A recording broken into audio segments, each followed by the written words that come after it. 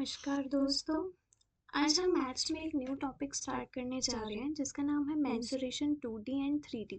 देखिए, मेंसुरेशन को दो पार्ट्स में डिवाइड किया गया है 2D और 3D में। जैसे कि आप स्क्रीन पर देख रहे हैं, मेंसुरेशन को दो पार्ट्स में डिवाइड किया गया है। सबसे पहले हम मेंसुरेशन में किस किस टॉपिक को पढ़ने वाले हैं उसको मैं आपको बता देती हूँ। जैसा कि फर्स्ट टॉपिक है ट्राइंगल। ट्राइंगल क्या होता है? जिसकी तीन भुजाएं होती है, थ्री साइड्स की क्लोज्ड शेप को हम ट्राइंगल बोलते हैं। इसे हिंदी में त्रिभुज कहा जाता है। नेक्स्ट हम क्वाड्रिलेटरल पढ़ेंगे जिसमें चार भुजाएं होती हैं, इसे हम चतुर्भुज कहते हैं। और इसमें हम स्क्वायर, रेक्टेंगल, पैरेललोग्राम, रोम्बस और ट्रेपीजियम को पढ़ेंगे। नेक्स्ट हम सर्कल को पढ़ेंगे जो गोलाकार आकृति में होता है। और नेक्स्ट हम हेक्सागन को पढ़ेंगे जिसकी 6 साइड्स होती हैं। ठीक है।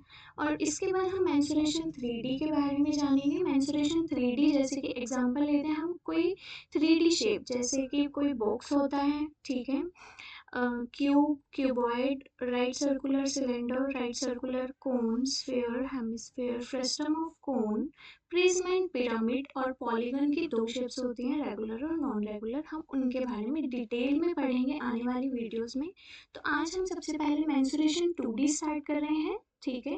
मेंसुरेशन 2D में क्या होता है, हम लोग एरिया के बारे में जानते हैं और पैरीमीटर के बारे में जानते हैं। ठीक है। तो मेंसुरेशन 2D में हम पहला टॉपिक शुरू कर रहे हैं, ट्राइंगल। ट्राइंगल क्या होता है? एक क्लोज्ड फिगर होती है। ट्राइंगल को हिंदी में त्रिभुज कहा जाता है। और क्लोज्ड फिगर होती है मीन्स बंद आकृति की होती है ये। Triangle have three sides. Triangle की कितनी साइड्स होती हैं? 3। अगर हम कंडीशन जाने कि ट्राइंगल बन रहा है या नहीं बन रहा है, इसकी कोई कंडीशन होती है, तो इसकी दो कंडीशंस होती है इसको चेक करने के लिए। जैसे कि यहाँ पहली कंडीशन यहाँ पर दी गई है, sum of two sides is always greater than the third side.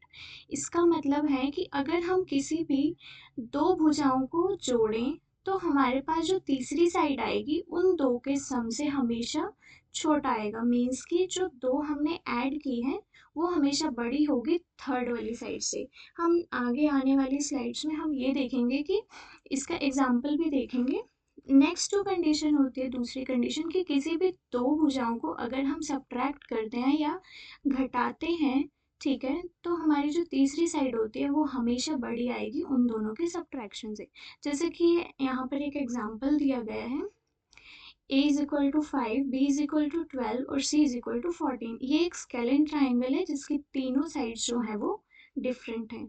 देखिए यहाँ पर एग्जाम्पल में मैंने सिर्फ एक ही एग्जाम्पल लिया गया है। सबसे पहले मैं यहाँ पर आपको बता दूं कि एक साइन आपको मोड का दिख रहा होगा, जैसे कि ये a माइनस बी हमने मोड में क्यों लिखा है मैं ये आपको बता देती हूँ।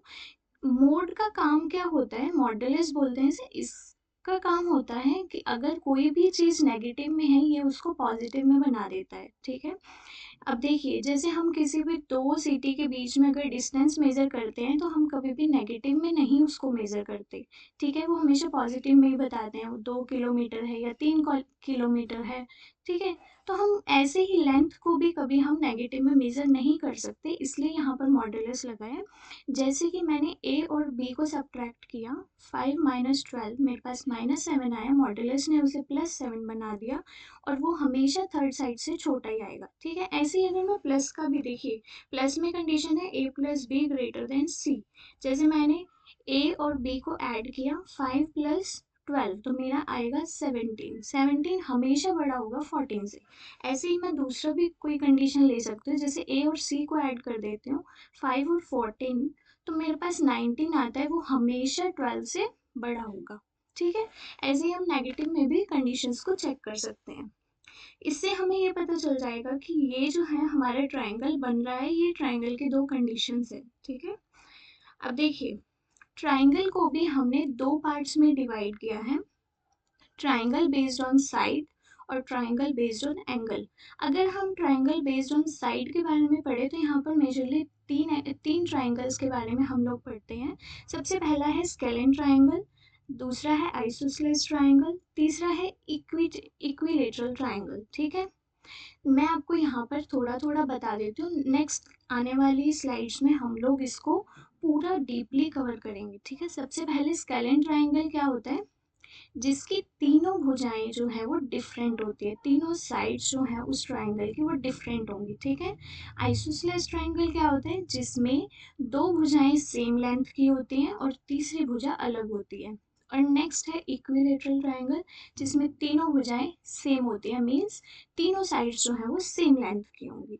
अगर हम ट्राइंगल बेस्ड ऑन एंगल की बात करें, एंगल पर बेस्ड ट्राइंगल की बात करते हैं, तो इसमें सबसे पहला एक्यूट एंगल पढ़ते हैं। इसमें क्या होता है कि जो तीनों एंगल होते हैं ना ट्राइंगल के, देखिए ट्राइंगल में 3 एंगल बनते हैं, जैसा कि यहाँ पर आप देख रहे होंगे, ये और मतलब इस ट्राइंगल में 3 एंगल बनेंगे, ठीक है, जहाँ पे एडजेसेंट लाइंस जो है मिलकर एक एंगल बनाती हैं। तो ये जो 3 एंगल्स बना रही हैं, जो एक्यूट एंगल होगा, इस एक्यूट एंगल में तीनों एंगल जो होंगे वो 90 डिग्री से कम होंगे, ठीक है। ऑब्ट्यूज एंगल में कोई एक एंगल जो होगा वो 90 डिग्री से बड़ा होगा और बाकी के 2 एंगल 90 डिग्री से छोटे होंगे। राइट एंगल ट्राइंगल में एक एंगल 90 डिग्री का होगा, बाकी 2 एंगल 90 डिग्री से छोटे होंगे, क्योंकि जो तीनों एंगल्स का सम होता है ट्रायंगल में वो कितना होता है, 180 डिग्री, ठीक है। तो चलिए आज हम इस वीडियो में सबसे पहले स्कल एंड ट्रायंगल को हम डीपली कवर करेंगे। नेक्स्ट आने वाली वीडियोस में हम लोग आइसोसेलेस ट्रायंगल, इक्विलेटरल ट्रायंगल और आगे वाले बाकी टॉपिक्स को कवर करेंगे। तो चलिए सबसे पहले हम स्केल एंड ट्रायंगल के बारे में जानते हैं। मैं आपको सबसे पहले इसकी शेप दिखा देती हूँ। देखिए आप इस स्लाइड में शेप को देख रहे होंगे, जैसे इसके तीनों साइड्स जो है वो डिफरेंट दी हुई हैं। a इज इक्वल टू 5 और b इज इक्वल टू 6 और c इज इक्वल टू 7। ये सेंटीमीटर में है, ठीक है। देखिए अब इसकी जो डेफिनेशन होगी, all 3 sides of triangle are different.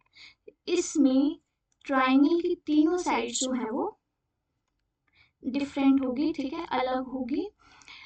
अगर हमें पेरीमीटर निकालना है, पेरीमीटर क्या होता है, तीनों साइड्स का सम होता है ट्रायंगल में, ठीक है, सम ऑफ ऑल 3 साइड्स। जैसे यहाँ पर हमने 3 साइड्स दी हुई है, a प्लस बी प्लस सी, तो हमारा जो पेरीमीटर हो जाएगा a plus B plus C.